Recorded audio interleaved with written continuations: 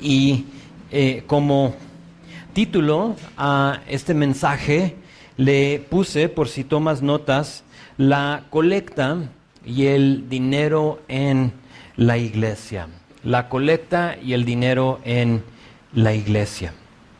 Ahora yo pido que el título o el tema, el texto no te asuste. No tienes que agarrar tu bolsa y decir, híjole, no la voy a soltar porque aquí sí es donde van a querer que afloje todo. No tienes que esconder tu cartera, no tienes que hacer nada de eso porque vas a ver que no se trata necesariamente de eso. Cuando primero llegamos aquí a Guanajuato, se me acercó una hermanita y me dijo, necesitas hablar acerca del dinero, dijo, de las ofrendas, de los diezmos, porque no sabemos cómo hacerlo. Me dijo, necesitas enseñarnos porque realmente no tenemos idea qué hacer. Y sabes, recibí su consejo, pero decidí no hacer lo que me dijo. Y les digo por qué. La Biblia tiene mucho que decir en cuanto al dinero, pero no quiere decir que nos tenemos que enfocar en él. ¿Sí? Solo porque lo habla no quiere decir que es lo que vamos a decir cada domingo y lo vamos a decir al principio y al final y hasta cuando te estés yendo hacia afuera dándote un sobrecito, ¿no? O sea, que no se te olvide. O sea, no es eso. Yo entiendo también lo que me decía esta persona, pero creo yo que es siempre más sabroso cuando Dios nos habla del dinero y no el pastor. Y hay una gran diferencia, porque yo puedo manipular las escrituras y puedo enfocarme en eso para que ya no sea Dios que te habla, sino que yo. Sí, porque yo quiero que a ti te caiga el 20, que agarres la onda y lo demás, entonces yo empiezo a hablar de estas cosas. Yo sabía que tarde que temprano nos íbamos a enfrentar con versículos que hablaban de este tema y por lo tanto no le hice caso. ¿Sabes? Estaba viendo yo en el libro de Primera de Corintios, por si dices, ¿y por qué me tocó a mí este tema? O sea, yo tengo, primera vez que vengo y está hablando del dinero. O sea, acabo de dejar una iglesia que no hacía nada más que hablar del dinero. Te tengo que decir algo. Tenemos más de un año, empezamos a estudiar el libro de Primera de Corintios en septiembre del 2017.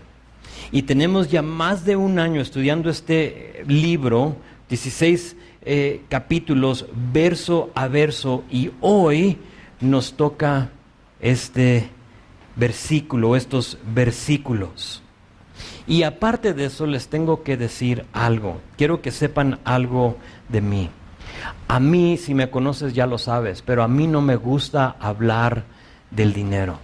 No me gusta, no es un tema que a mí, en la iglesia, sí, no es algo que me gusta hacer. Ahora, no es que no me guste hablar del dinero porque no hay necesidad, porque también eso se puede confundir, ¿no? Es que pues, no han de tener necesidad, entonces por eso no lo habla, pero hay necesidad en la iglesia. No es que no me gusta hablar del dinero porque no es importante. Lo es. Por ahí escuché o leí que habla la Biblia más del dinero que la fe. Sí, es interesante, es un tema céntrico de la Biblia y no es que no es importante, lo es. No es que no me gusta hablar del dinero porque no creo en diezmos, no creo en ofrendas, no creo en eso. No, sí creemos en eso. Más allá dijo un pastor, dijo, el evangelio es gratis, pero la luz y la renta sí cuesta. ¿Sí? Y es cierto, o sea, para que esta iglesia funcione se requiere recursos. No me gusta hablar del dinero porque sé que en el caso de muchos de ustedes ha habido confusión y abuso por la iglesia en general. Sí, hay iglesias que toman la oportunidad de reunir a un grupo de ese tamaño y para enfocarse en eso. Esta iglesia, tienes que saber, existe para servir al pueblo de Dios y no para trasquilar a las ovejas. Algunas eso hacen. No las sé por nombre, no, realmente no me importa. Tú a lo mejor cuando lo digo te viene a la mente una o que otra iglesia, pero yo realmente no sé quiénes son. Yo me enfoco en lo que estamos haciendo y es todo. Y dentro de todo eso he oído de historias, algunas de ustedes y de otras personas, en cuanto al dinero en la iglesia, y escuché de una iglesia que recibe la ofrenda y el diezmo, y lo cuentan, o sea, lo reciben y luego salen, lo cuentan, y si no fue lo suficiente, ahora no sé qué es lo suficiente, si no es lo suficiente, vuelven a sacar las canastitas y dicen, vamos a darle otra pasada, a ver qué pasa. Y si no era suficiente, lo hacen otra vez hasta que lleguen a su meta. Otra iglesia, yo entiendo, ya que entren todos, cierran las puertas con candado hasta que todos ofrenden. Aquí ese ministerio no lo vas a encontrar, el del candado, ¿sí? Yo quiero ser el del candado, el que cierra las puertas. No hay, no existe. He oído de otro caso donde, y esto para mí como que fue absurdo, de un caso, creo que esta iglesia estaba en Estados Unidos o está, donde delante de toda la iglesia presentó y pidió el pastor que pasaran, creo eran 5 parejas hacia el frente, y las presentó a la iglesia como los mayores donantes para que todos lo sepan. Entonces ahí estas personas delante de todos somos los que ofrendamos más. Y luego, ¿sabes qué más hizo? A cada pareja le dio $500. Y digo yo, algo está como al revés ahí. ¿No le deberíamos de estar dando mejor a los que menos tienen? ¿No a los que más ofrendan? Entonces, absurdo. Oyes tú de estos casos y yo entiendo por qué hay gente que se ha desanimado con la iglesia. Y ha dicho, si eso va a ser, entonces mejor no. Y por ese tipo de abuso yo me encuentro con reservas en cuanto al tema. Pero a la misma vez yo entiendo que hay personas como la que me dijo, háblanos del diezmo, que necesitan saber lo que dice la Biblia acerca del tema. Y sabes, no es justo evitarlo, no es justo no enseñarles lo que dice la Biblia. Entonces yo lo que decidí hacer es tomar las oportunidades que Dios nos da en la palabra para hablar de estas cosas. Yo sé que en la palabra Dios nos habla. Creo que tenemos aquí de este púlpito más de 1 año y medio fácil, si no 2 años, sin tocar el tema del dinero. O sea, no se ha presentado en el libro de mínimo 1 año. Porque en el libro de Primera de Corintios no se ha presentado ese tema. Pero no sería una iglesia sin que se hablara del dinero, porque realmente forma parte de lo que hacemos. Así es que si a ti no te gusta el texto de hoy, si prefieres tú saltar los versículos que hablan del dinero, lo entiendo. Y de hecho que si quieres decir, sabes, mejor me salgo, adelante, no te voy a decir, no te voy a señalar, mira, se salió fulano de tal. Adelante, yo lo entiendo. No pasa nada, no te voy a decir nada, pero tienes que saber algo. Toda su palabra es útil para instruir. Entonces no se vale decir, versículo 1 a 4 de capítulo 16, mejor no lo tocamos, ¿sí? No se vale. Entonces lo vamos a ver y lo voy a hacer con toda la confianza en Dios de que Él desea hablarnos del dinero. ¿Por qué? Porque lo necesitamos. Amén. Entonces eso es lo que vamos a hacer. Vamos a hacer 2 cosas hoy. Vamos a ver el texto en contexto, porque tiene su contexto, ¿sí? De lo que está sucediendo actualmente en esta iglesia en ese entonces, para que nadie los engañe en cuanto al dinero en la iglesia, para que nadie pueda usar estos versículos para decirte, pero mira, hacían esto, hacían lo otro, ¿sí? Vamos a ver el contexto. Pero a la misma vez, quiero darles una idea de cómo nosotros vemos el dinero en esta iglesia.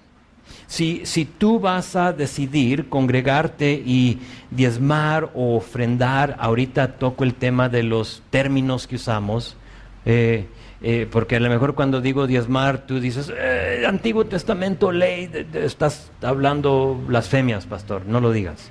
Ahorita lo explicamos, pero si tú decides que esta es tu iglesia, y tú decides que aquí es donde quieres ofrendar, diezmar, yo quiero y creo que es importante que tú sepas cómo manejamos nosotros el dinero, ¿sí? Nada está escondido, ¿sí? Tomo la oportunidad para decirles que como misionero que recibe apoyo de otras iglesias, yo no tomo ni un 5 de la iglesia. Ahora, no quiere decir que si algún día yo no estoy, que así lo vamos a hacer y que el pastor, pues a ver cómo lo hace, ¿verdad?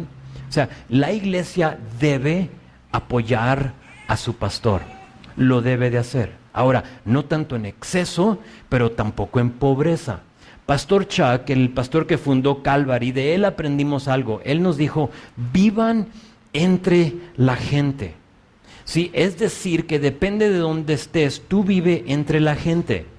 Si vives tú en Beverly Hills, en California, donde todos son artistas, ¿sí? Entonces vive dentro de esa gente. No vas a vivir en tu carro simplemente para decir, oh, mira cómo yo sí soy un siervo de Dios. Vive entre la gente. No vivas como la familia, las personas que tienen una economía más alta, pero tampoco con el más pobre. Vive en medio, o sea, que haya un promedio, ¿sí? Y esa es la idea, es lo que hacemos aquí, es lo que intentamos hacer.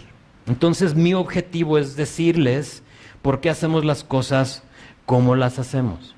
Ahora, no quiere decir que al final tú vas a estar de acuerdo, que vas a decir, ok, entonces sí, ya estoy de acuerdo. Es muy posible que tú digas, me gusta lo que dijiste, pero no estoy de acuerdo. Pero quiero tú que sepas que lo que hacemos aquí, todo lo que hacemos, lo hemos orado, hemos pensado en Él y creo que estamos haciendo lo que Dios quiere para nosotros en este momento. ¿Sí? Estamos sensibles a lo que el Espíritu nos diga. Si Él nos dice que cambiemos algo, lo cambiamos. Por ejemplo, tomamos la cena del Señor a mediados de la alabanza. Parte de la razón que decidí hacerlo es por las instalaciones que tenemos aquí. Se nos dificulta hacerlo para los niños allá en su lugar y decidí, ¿sabes? Mejor todos juntos. Si tuviéramos un espacio más amplio, salones, más siervos, todo eso lo que se requiere, quizá diríamos pues que los niños tengan su tiempo de alabanza y su tiempo de la cena del Señor, etcétera, etcétera, y nosotros aquí. Sí, pero por lo que tenemos a nuestra disposición, así lo hacemos. Entonces vamos como según lo que Dios nos dé, según lo que Dios nos ha dado. Entonces vamos a hacer esto, vamos a ver el contexto y a la misma vez voy a ver si le puedo tejer nuestro punto de vista en el mensaje, cómo vemos nosotros las cosas, ¿sale? Muy bien, ¿nadie se quiere ir? Ok. Si te quieres ir, vamos a orar y luego ya en ese momento tú sales, ¿sí? No te creas. No, es bueno, puedes, o sea, estar tranquilos y créeme que si a ti no te gusta hablar del tema, tampoco a mí. Entonces, nuestro estudio hoy, 4 versículos, un tema que es la colecta del dinero para la iglesia en Jerusalén. Ese es el contexto. Vean conmigo versículo 1. En cuanto a la ofrenda para los santos, haced vosotros también de la manera que ordené en las iglesias de Galacia. Empieza Pablo con una frase muy común en este libro. Fíjate que empieza con las palabras en cuanto a. En cuanto a, esta es como la 6ª vez que Pablo empieza a escribir y usa esa frase, en cuanto a, y luego empieza a hablar de un tema. Lo resalto porque tienes que saber que esta carta fue escrita en respuesta a preguntas que tenía la iglesia en Corinto. Entonces, parece ser que Pablo aquí está contestando una pregunta que ellos tenían en cuanto a esta ofrenda. Lo que sí sé que no está pasando es que Pablo no está tomando esta oportunidad como decir, ya les dije de esto, ya les hablé del otro, ya estoy por terminar mi carta, entonces ahora sí voy a aprovechar la oportunidad para hablar del dinero, para trasquilarlos. No es lo que está pasando aquí. Lo que pasa es que había incertidumbre en cuanto a esta ofrenda, y sabes, quizá como los corintios, tú también tienes unas dudas y unas preguntas en cuanto a este tema, en cuanto al dinero, en cuanto al diezmo, en cuanto a ofrendas en la iglesia. Hoy espero contestar esas preguntas para ti. En específico, en contexto, esta pregunta tiene que ver con una ofrenda para los santos. ¿Sí lo viste ahí? En cuanto a la ofrenda para los santos, no nos dice aquí cuáles santos. Pero si tú estudias tu Biblia y lees otros de las epístolas de Pablo, te das cuenta que los santos se refiere a la iglesia en Jerusalén. Ahora, él está en Macedonia, él está en Grecia, está escribiendo de Éfeso, pero le está escribiendo a una iglesia en Macedonia. Entonces ellos están, lo voy a poner al revés, ellos están acá y la iglesia en Jerusalén está acá, entonces les está hablando de los santos, quiere hacer una colecta para ellos. ¿Por qué? ¿Por qué esta colecta a la iglesia?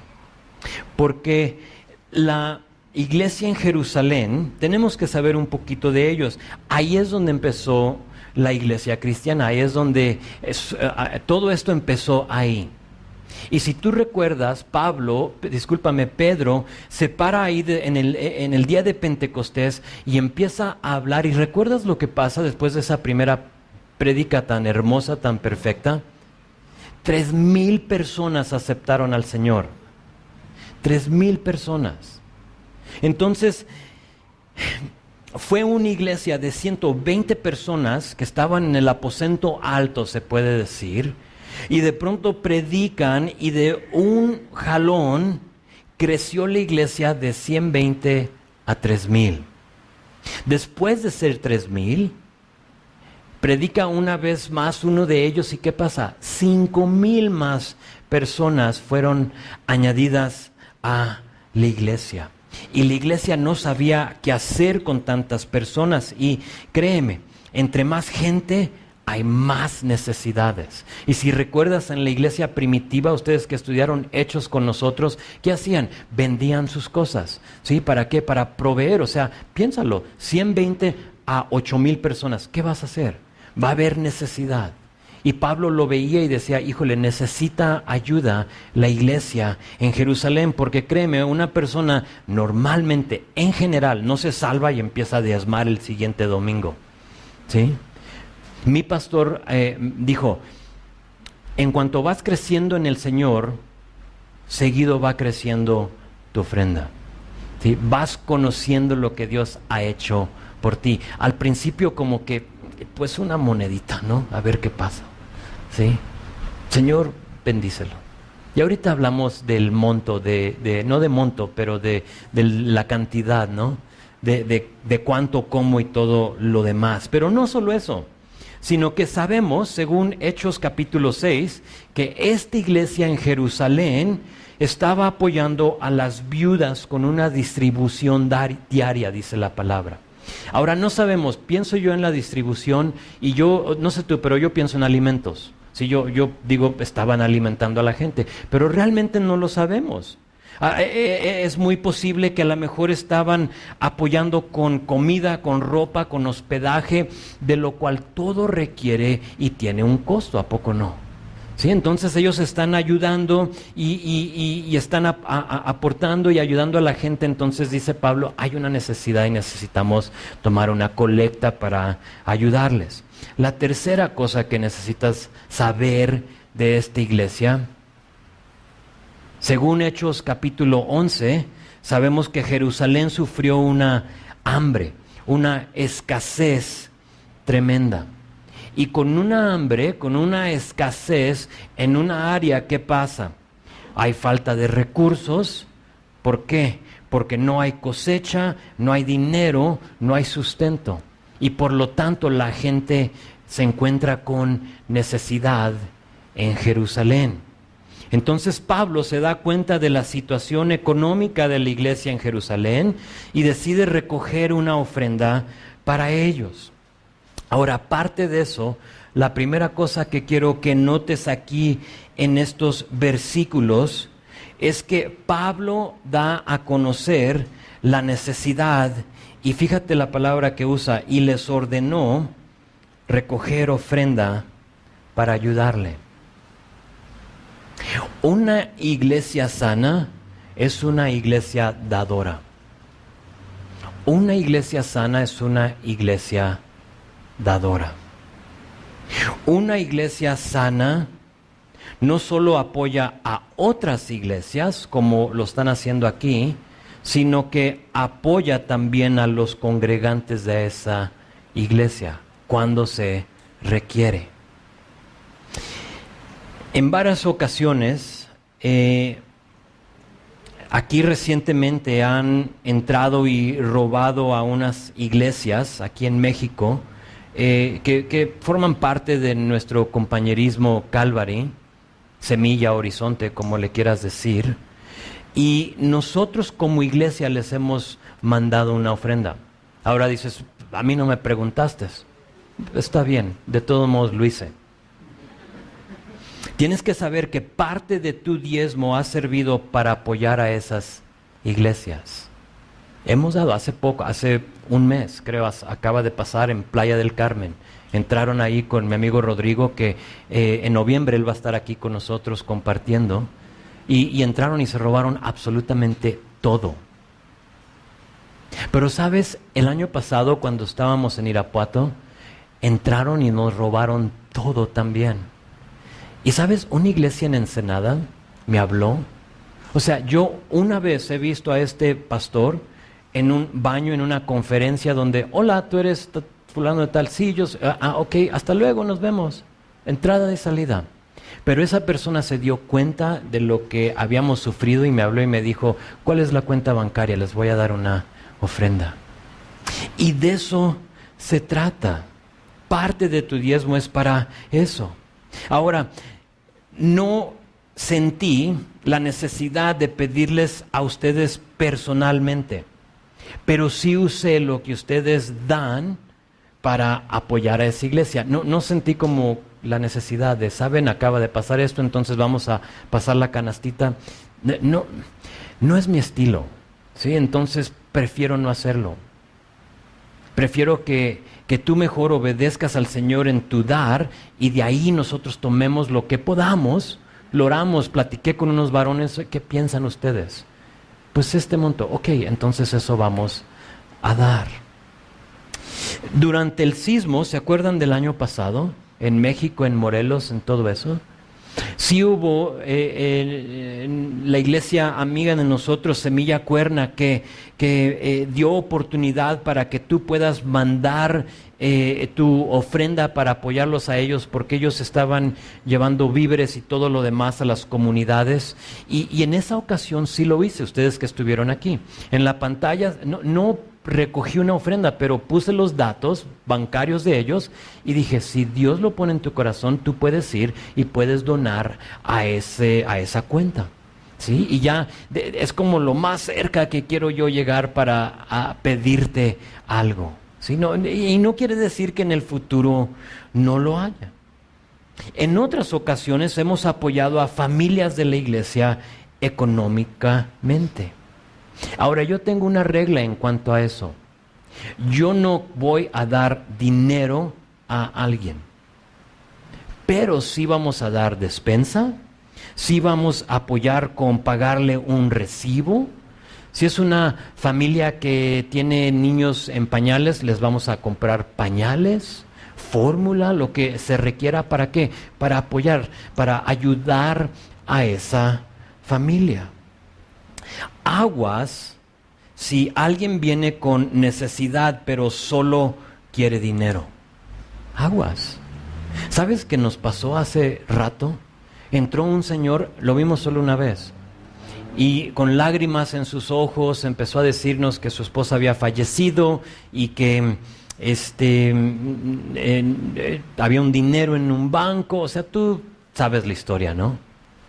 Y que por lo tanto necesitaba dinero para el gas y que no tenía gas para comer y bla, bla, bla. Entonces yo en ese momento dijo, te los pago la próxima semana, que es como foquito rojo, o sea, jamás lo voy a ver, lo sé. ¿Y sabes lo que hice? Yo personalmente le di un dinero. Dije, aquí está para que le ponga gas. Pastor, gracias, se lo voy a pagar, o sea, me endeudo con usted. Todas las palabras, ¿no? Y jamás lo vimos, jamás regresó. ¿Sí? Y más allá me di cuenta que aún los que estaban aquí esperando el camión y a otras personas también les pidió. O sea, ¿cuánto gas necesitas, amigo? O sea, ¿no? Con lo que yo te diera suficiente. Entonces aprendí y he aprendido a mejor decir, ¿sabes? Súbete a la camioneta, vamos a hablarle al gas y te ponemos gas. Está bien, no pasa nada. Y si dicen, no, es que yo quiero el dinero, aguas. Hay un problema ahí. La semana pasada me acerqué a una persona aquí de la iglesia y le pregunté que si estaba bien económicamente. Oye, ¿cómo están? Sé que están pasando por una dificultad. Sé que ahorita no hay trabajo y les podemos ayudar y lo haremos. Y le dije, ¿cómo están? ¿Por qué? Porque eso es lo que debe de hacer la iglesia. ¿Sabes cómo le llamamos? Benevolencia. Es benevolencia. Queremos usar los recursos que Dios nos ha dado para bendecir a los demás. ¿Por qué? Porque una iglesia sana es una iglesia dadora. Pero ¿me permiten decir algo más? Así como la iglesia debe ser dadora, también tú lo deberías de ser. Entra aquí el tema del diezmo, de la ofrenda, de todo eso. ¿Debemos de dar, sí o no? ¿Es vigente, no lo es? ¿Qué onda con todo eso? Voy a tocar el tema y luego seguimos, pero quiero empezar con los términos que usamos. Se manejan los términos dentro de la iglesia como diezmo y luego se maneja también ofrenda. Sí, dices tú, ¿cómo sé? ¿Qué estoy dando? O sea, yo doy, pero ¿qué lo considero? La palabra diezmo significa la 10ª parte de algo. Diezmo, 10. Entonces, si tú lo aplicas a tu ingreso, si en una semana tú ganas 1,000 pesos y eso cobras, entonces si dices tú, voy a diezmar, sería que tú estás diciendo que literalmente vas a dar ¿cuánto? 100 pesos, es la 10ª parte. Eso significa el diezmo. Ahora, no tengo el tiempo para verlo, pero en el Antiguo Testamento, ¿sabías que eran como 3 diferentes diezmos? Que era en su totalidad como el 23% por ahí, depende a quién le preguntas y a quién escuchas. Entonces, había diferentes tipos de diezmos, ¿sí? Pero para no hacerla tan pesada y difícil, un diezmo es la 10ª parte.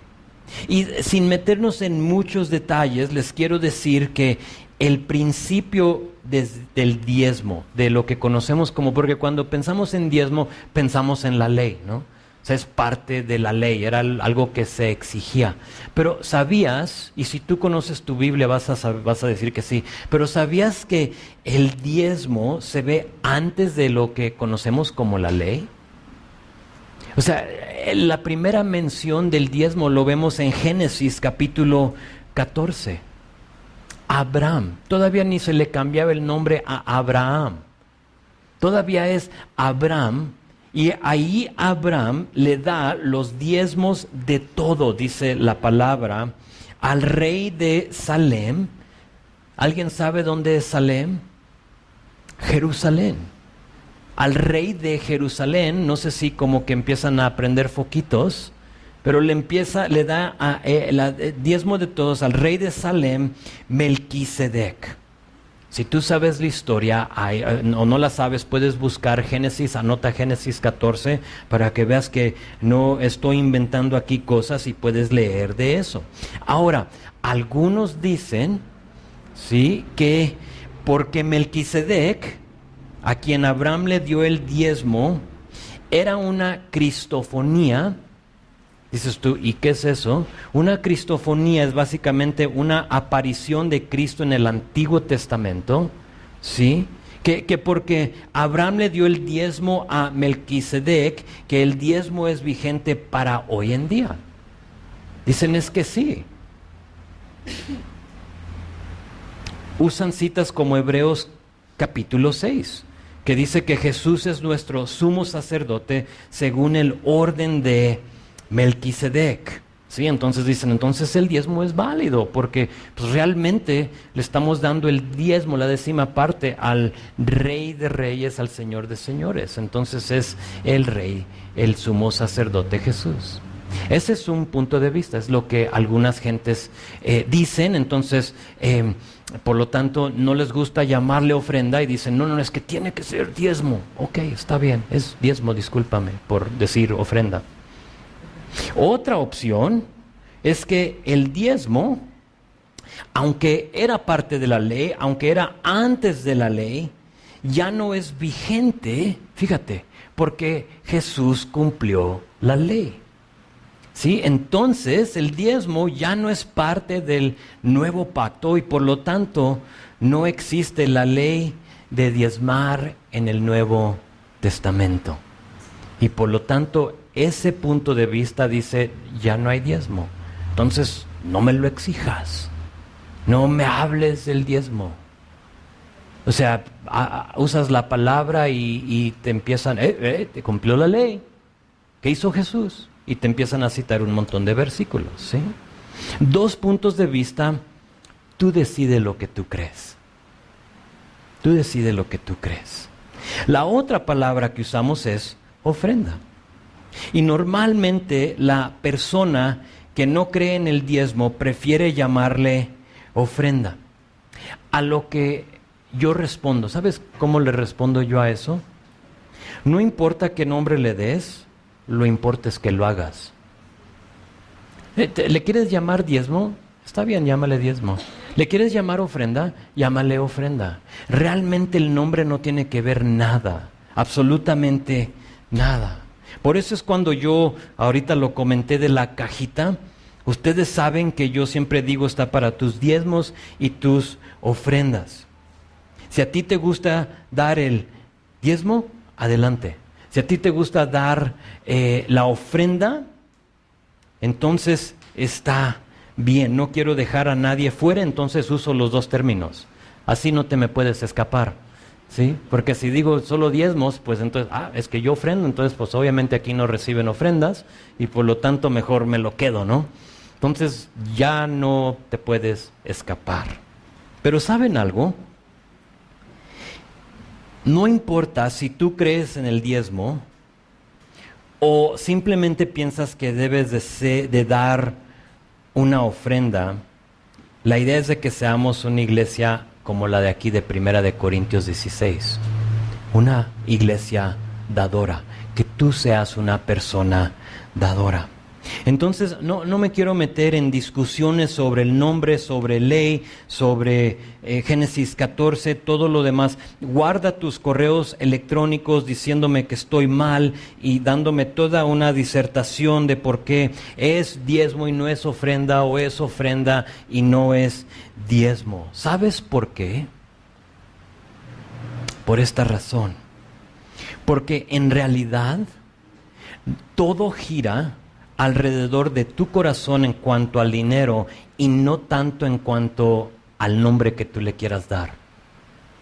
Entonces está bien, si tú tienes ya estudiado la razón por la cual no es diezmo, es ofrenda, quédatelo, porque eso realmente no importa. Yo te voy a preguntar, ¿y tu corazón dónde está? Porque en general, no todos, pero en general las personas que tienen un problema con el término diezmo, ofrenda, son las personas que menos dan. Son las personas que mejor te quieren comprobar que estás mal, pero son las personas que menos ofrendan. Ahora tengo que ser honesto. Yo veo los 2 lados del argumento. O sea, yo entiendo los que dicen que es diezmo, yo entiendo los que dicen que es ofrenda, pero créeme que ninguno de los dos me va a convertir en un dador. No. O eres o no eres. O das o no das. Porque sabes, si yo te convenzo de que el diezmo es vigente y eres alguien que no acostumbra a dar, vas a empezar a dar por obligación. Es que el pastor dijo, entonces lo tengo que dar por obligación. Pero, si te convenzo de que el diezmo no es vigente, lo vas a usar como excusa para no dar. Entonces, por eso digo, o eres o no eres un dador. Empieza en el corazón y no en un punto de vista. ¿Debes de dar? Claro. ¿Por qué? Porque Dios dio todo por ti.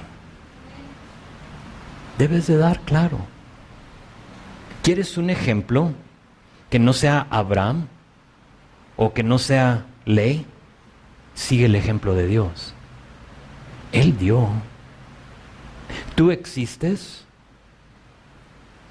y tú tienes vida eterna porque Dios dio. Entonces debes de dar. Claro, yo creo que sí. Ahora, ¿cuánto debes de dar? Todo. No te creas. No, mejor me salgo. Dalo todo. No te creas. No sé. No tengo una cantidad para decirte. Porque, ¿sabes? Si te digo, tienes que dar el diezmo, entonces te limito a 10%. ¿Qué si tú quieres dar el 15%? Y dices, no, pero es que el pastor solo exige el diezmo. Entonces yo quiero dar más.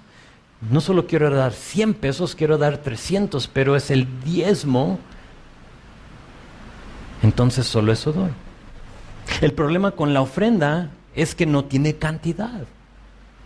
Y porque no tiene cantidad, alguien puede decir, pues doy 1 peso al mes y lo voy a considerar como ofrenda. ¿Sí? Entonces, ¿cuánto? Realmente no sé cuánto. Pero creo que sí hay unos como principios que nos pueden ayudar en cuanto a esa pregunta, ¿cuánto debo de dar? Y mi pastor, esto lo aprendí de él, me dijo esto siempre en cuanto a la cantidad. Dice, debemos de dar proporcionalmente y continuamente.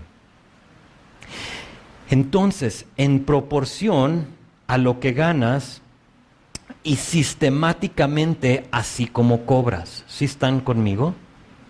Es lo mejor que yo te pueda decir. Ahora, ¿cómo debes de dar? Alegremente. Creo que es el único requisito que quiero de ustedes. A mí la cantidad no me importa. Eso es entre el Señor y tú, pero lo que sí sé es que necesito que te asegures que si vas tú a formar parte de los que dan en esta iglesia, que lo hagas alegremente. Anota ahí en tus notas 2 de Corintios capítulo 9, que si dices, ¿y cuándo será la próxima vez que el pastor va a hablar de los diezmos y las ofrendas? Cuando lleguemos a capítulo 9 de 2 de Corintios. Te lo voy a leer en la traducción, nueva traducción viviente.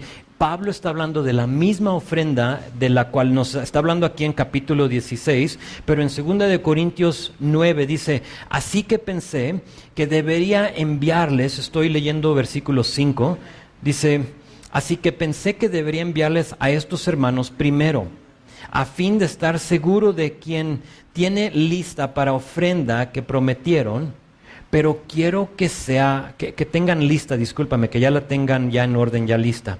Pero quiero que sea una ofrenda voluntaria, ¿sí lo ves? No una ofrenda dada de mala gana.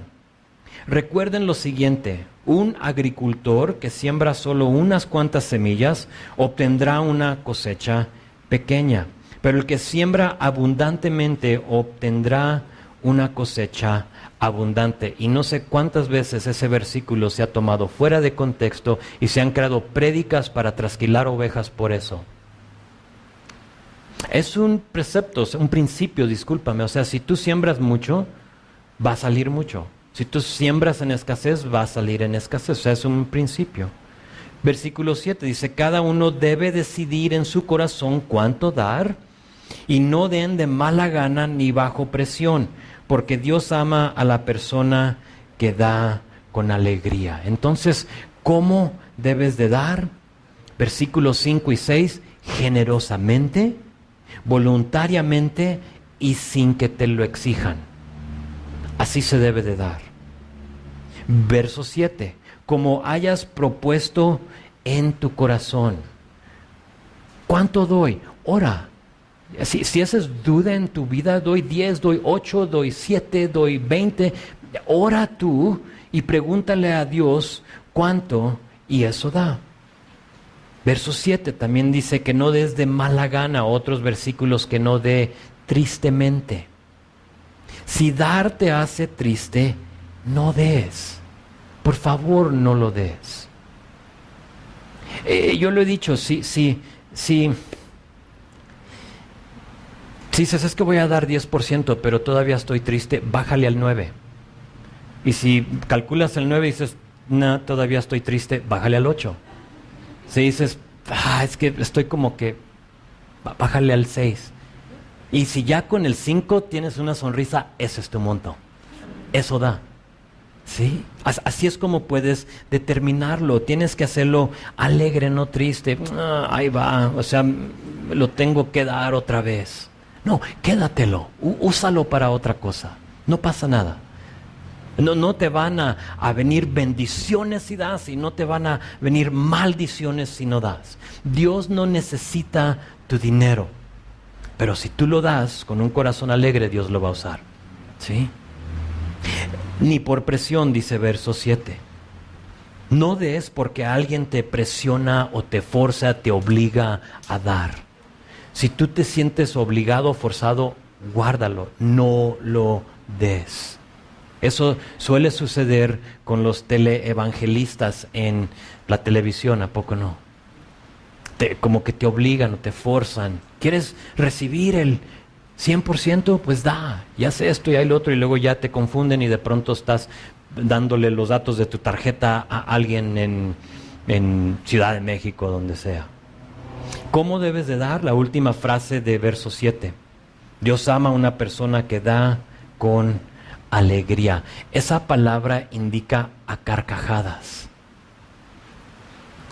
O sea, debe de ser literalmente con risa, con una sonrisa de oreja a oreja. Y si no sonríes cuando das, no des, no pasa nada. Entonces, aquí, en esta iglesia, así vemos nosotros el dinero en la vida de un creyente. Y así lo manejamos, y por eso es que no pasamos las canastitas, no hacemos eso. Quizá ahorita hable un poquito más de eso. Pero regresando a nuestro texto, Pablo les había hablado de esta ofrenda. Tenían preguntas y les dice, háganlo como les he ordenado. ¿Cómo les ordenó? Versículo 2. Dice, y cada primer día de la semana, cada uno de vosotros ponga aparte algo, según haya prosperado, guardándolo para que cuando yo llegue no se recojan entonces ofrendas. Esto me gusta mucho. En una manera proporcional y continuamente les dije que se debe de dar. Aquí nos confirma ese tipo de pensamiento. Fíjate, les dice a los corintios, háganlo cada primer día de la semana. El primer día de la semana es ¿qué? Es domingo. La iglesia se reunía en domingo, entonces la idea era de que cada domingo ellos iban a tener una oportunidad de apoyar a esta iglesia en Jerusalén. ¿Quién debe de dar? Noten la siguiente frase, cada uno de vosotros. El dar, tienes que saber, no es reservado solo para el que tenga exceso. Ese tipo de pensamiento es lo que tiene a muchas iglesias batallando económicamente. ¿Por qué? Porque es subjetivo. O sea, ¿cuánto es exceso? A lo mejor alguien te ve a ti y dice, pues es que él tiene exceso, yo tengo menos que él, entonces por lo tanto no voy a dar. Y tú puedes ver a otra persona y decir, ese es exceso, entonces yo soy menos, entonces no voy a... Te pueden ver a ti y decir, es que esa persona tiene exceso. Entonces, no es eso. La bendición de dar es para todos, pero aquí está el problema. Dice que todos deben de dar, pero el problema es que en general, no todos hemos organizado nuestras vidas para ser dadores. Y por lo tanto no nos alcanza. Y decimos, es que no tengo lo suficiente. O sea, me gustaría ser dador. Me gusta lo que estás diciendo, creo que es bíblico, pero no me alcanza. Y yo recuerdo en un tiempo, en un momento en mi vida con el Señor, en el cual yo pensé y yo estaba viviendo lo mismo. No me alcanzaba. Al contrario, de hecho que no me alcanzaba lo que cobraba ni para pagar los recibos que tenía. Y a lo mejor tú dices, sí, yo soy esa persona. Pero ¿sabes lo que pasó? Es que yo llegué a un momento donde tuve que decidir y ver mis ingresos y lo que salía y poner las cosas en prioridad, a lo cual tuve que cortar el cable. ¿Y mis novelas qué? Corté el cable. ¿Sí? O sea, no te estoy diciendo lo que yo... No veía novelas, ¿ok? Entonces no. Pero mis partidos de fútbol, ¿cómo los voy a ver? Pero yo tuve que tomar mis ingresos y decir, es que no me alcanza porque tengo todo fuera de orden. ¿Sí? Sí me alcanza, pero yo quiero unas cosas más que dar. Y fuimos nosotros como familia deshaciéndonos del cable, ajustamos otros gastos para poder tener ese dinero y para dar eso primero y luego que lo demás fluya después de eso. Y desde ese entonces no hemos parado de dar. ¿Hemos experimentado escasez? Claro. Tienes que saber que como el pastor de la iglesia yo también doy. Sé que algunos no dan. Sé que algunos pastores dicen, no, es que nosotros somos pues los levitas, somos los que comemos de esto, no, entonces yo no doy. Damos. De todo lo que nos llega a nosotros también damos nuestra parte. Pero el problema es que a veces no damos porque tenemos las cosas al revés. ¿Sí? No nos alcanza, no tenemos suficiente. Pero sí tenemos el carro de año. ¿Sí? Y sí salimos 3, 4, 5, 10 veces a comer fuera. Y nos tomamos el café que tanto nos gusta, el latte, pero ese latte nos cuesta 25 pesos y te tomas 10 a la semana y a la semana al mes. Y por lo tanto si le calculas dices, caray, hasta mi diezmo. Pero es que quiero mi café. ¿Sí me explico? Creo que en general para todos lo tenemos y si no estamos dando es porque tenemos las cosas fuera de orden.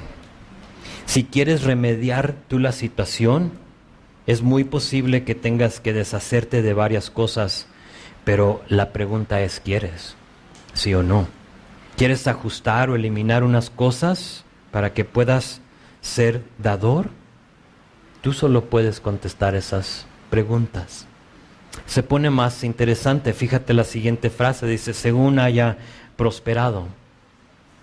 Que todos den en orden según haya prosperado. Aquí es donde entra el dar proporcionalmente. Si esta semana ganaste 0 pesos porque no tienes trabajo, entonces ¿cuánto vas a dar? 0 pesos. No tienes, ¿cómo vas a dar? ¿Sí?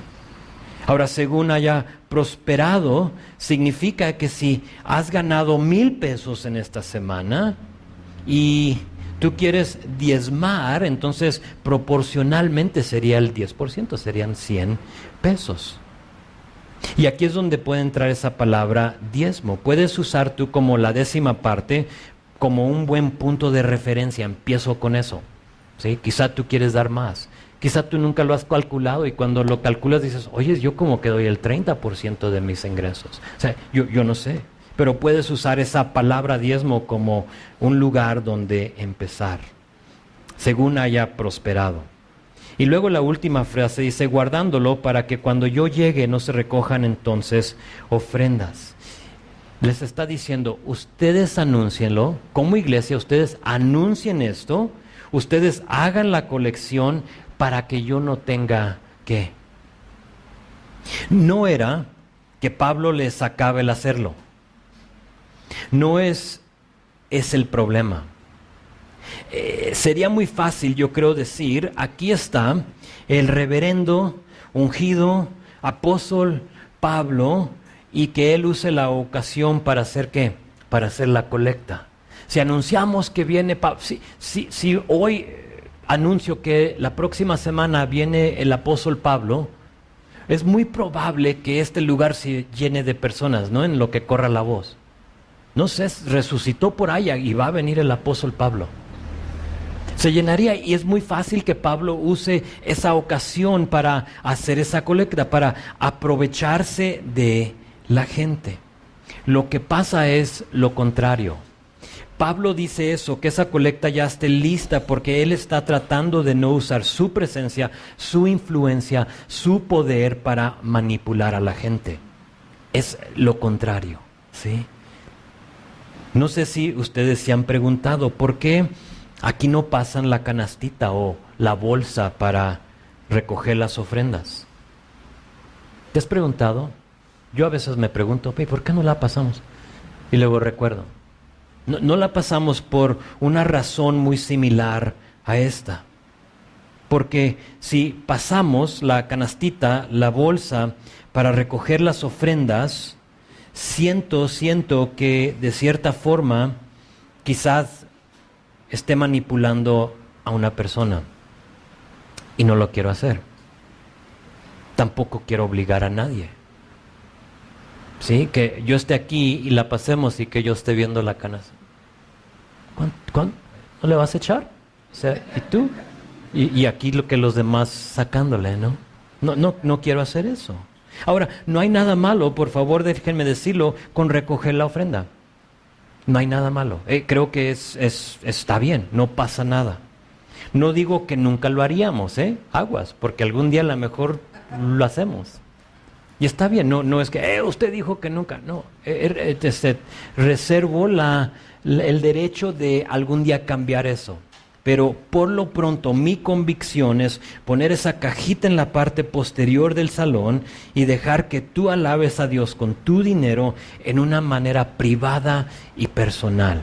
Es lo que yo quiero hacer, es mi convicción, es como Dios lo ha puesto en mi corazón, entonces así le vamos a hacer. Y créeme, por las instalaciones, a mí no me gusta que esté ahí a la salida, pero ¿dónde más la voy a poner? Tampoco quiero que esté al frente para que todos, véanme pasar, ¿no?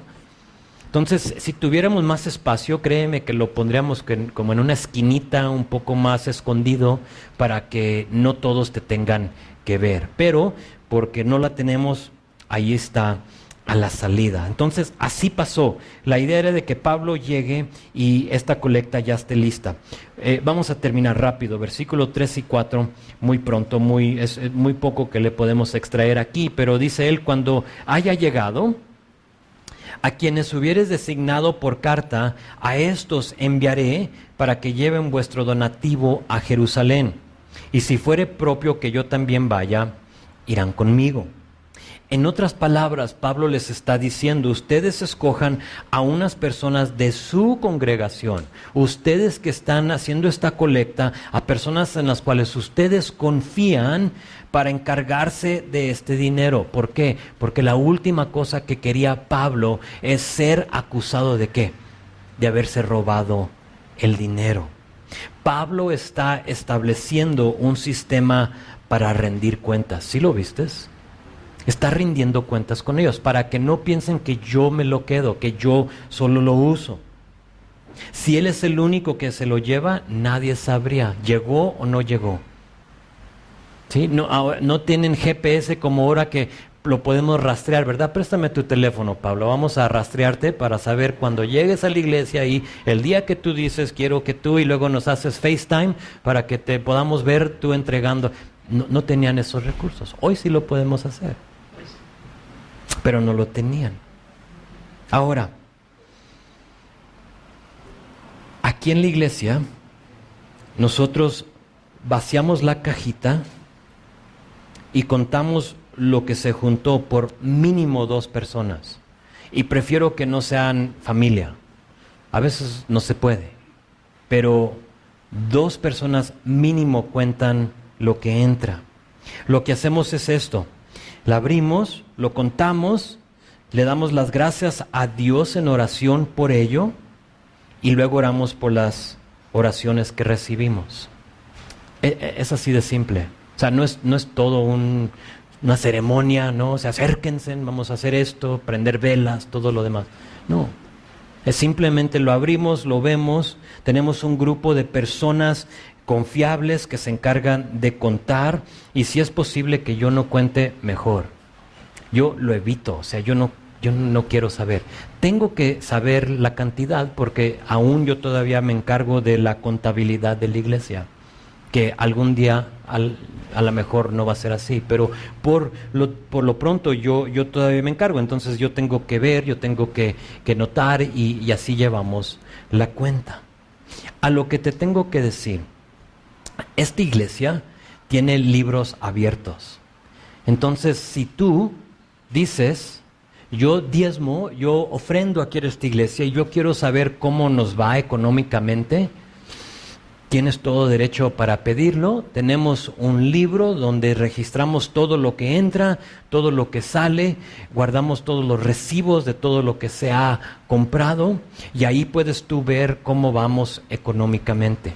En este momento te puedo decir que tenemos un ahorro, nos ha ido bien, Dios ha bendecido, Dios ha podido suplir por nuestras necesidades y aún más. ¿Ahorro para qué? No sé. No sé, yo creo la visión, el sueño de todo pastor es algún día tener un terrenito y una iglesia propia que no tengamos que rentar. Ese es mi corazón. Ahora, el ahorro no nos alcanza para eso todavía, pero está bien, no hay apuro. Por lo pronto aquí Dios nos tiene. Sí, si tú dices, quiero ver cómo vamos, está bien. Ahora, si esta es tu primera vez visitándome y dices, o visitándonos, y dices, yo quiero ver los libros y aquí diezmo, te voy a decir, mejor espérate un ratito, ¿no? O sea, ahora, ¿cómo sé si diezmas? No sé. Yo te pido que no pongas tu nombre, que no pongas tu teléfono, tu correo, yo no quiero saber, tu foto, soy yo, no, nada. Entonces realmente yo no sé, voy a tener que tomar tu palabra. Si tú dices, sabes, yo diezmo aquí, yo ofrendo aquí, ok, quiero ver los libros, ok, está bien, vamos a enseñártelos. No tenemos nada que esconder. Entonces todo eso está pasando en la iglesia de Corinto. Pablo les da unas pautas, les dice qué hacer y quiero terminar con esta última cosa. Si tú has sido víctima, ok, aquí se ponen un poco serio las cosas. No te me desconectes. Si tú has sido víctima de una iglesia en cuanto al dinero, diezmo, ofrenda, como tú le quieras llamar, pido perdón por mis colegas que han abusado de ese. ¿Sí? Recíbelo de mi parte. Oh, es que esa persona todavía no me pide perdón. Olvídate, tú perdona. Tú perdona.